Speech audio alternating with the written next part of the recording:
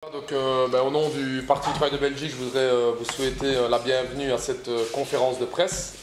On s'attendait à devoir un petit peu expliquer à la presse internationale la complexité de notre pays et surtout d'essayer de leur faire comprendre qu'aujourd'hui nous allons faire une conférence de presse bilingue, donc nous sommes encore le dernier des Mohicans, le dernier parti national en Belgique, et si on parle de Van Rompuy, le frère, comme facteur d'unité en Belgique, nous mettrons ici en avant aussi la sœur qui est donc sympathisante du Parti du travail de Belgique, présente sur nos listes électorales en juin de l'année passée, et donc aussi pour des raisons d'unité du pays et de solidarité à travers le pays.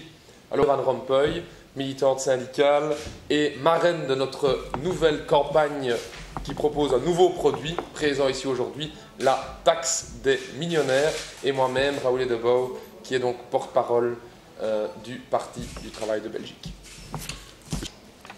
Donc je suis contente que mon frère est devenu président de l'Europe, et c'est un honneur pour lui et aussi pour toute notre famille.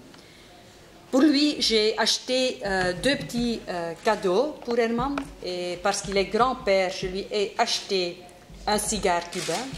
Je sais qu'il aime les cigares, et le dimanche, nous avons une fête pour mon autre frère qui est 60 ans alors.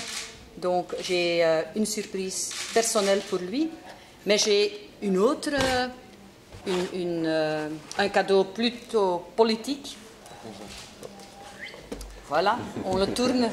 C'est la polyvalence de la campagne. Voilà, c'est la polyvalence et le parti de la polyvalence. Voilà. Et c'est une boîte avec dedans une recette pour ce qu'on appelle un taxe de millionnaire. Et cette boîte le dit bien, ce produit va changer votre vie.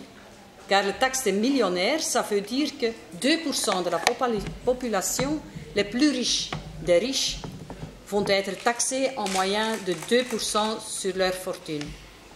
Donc c'est un impôt sur les fortunes comme en France. Pour qu'il y ait de l'argent pour une Europe des gens et pas une Europe des dividendes pour une poignée d'actionnaires.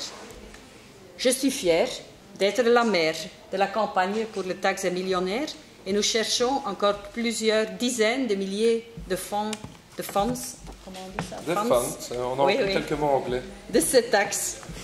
En tant qu'infirmière et aussi d'être syndicaliste active, je rencontre tous les jours des gens qui n'apprécient pas l'Union européenne car elle ne fonctionne pas pour eux.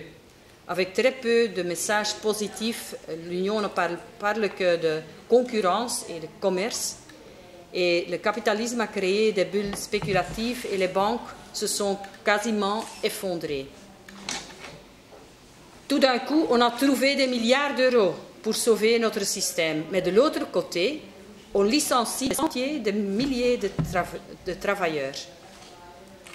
On privatise de plus en plus. L'Europe est maintenant devant un choix. Et aujourd'hui, mon frère est confronté, lui aussi, avec ce choix. Qui va payer la crise?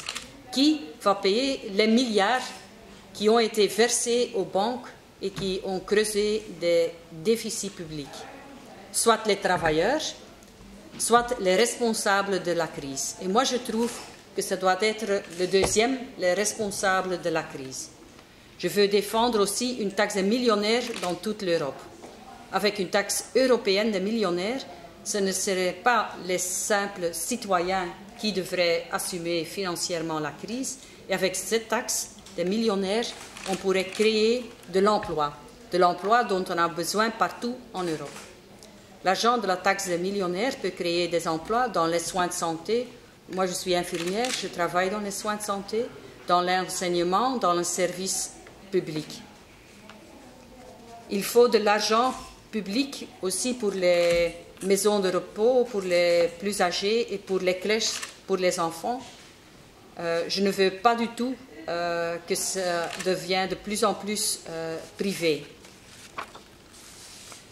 Si d'ici peu ma petite fille a besoin d'une crèche, je veux pouvoir lui laisser le cœur rassuré. Je veux un service public de qualité et non des crèches privatisées comme aux Pays-Bas où la qualité baisse de plus en plus.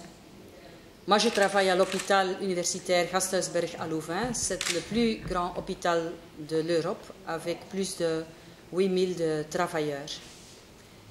Je trouve que les soins de santé sont un droit pour tous. On ne doit pas faire de profit sur le dos des malades, des nécessités et des personnes âgées.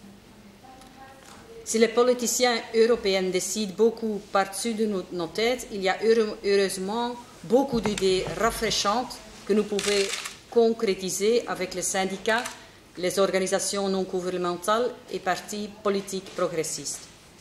People first, non profit, les gens d'abord, pas le profit, en Europe aussi.